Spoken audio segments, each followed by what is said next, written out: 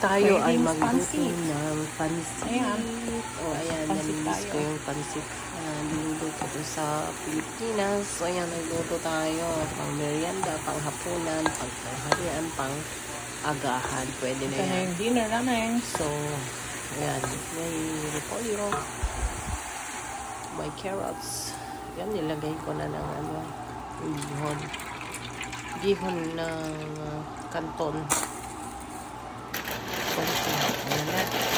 Ayan, nilagay ko na yung kanton noodles. So, ayan. Konting halukay lang dyan. So, ayan, sarap na ng ay nilagyan ko ng manok, may shrimp, may fish ball, tapos yung mga gulay. Ayan na siya.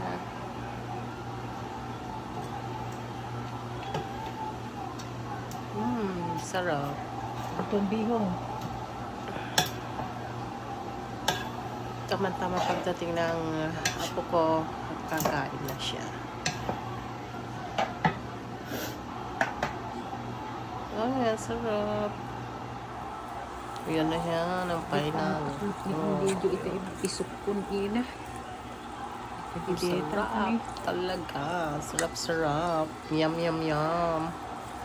Ayan, enjoy na kayo. Kain na tayo. Tapos sabay ng may sukang sili.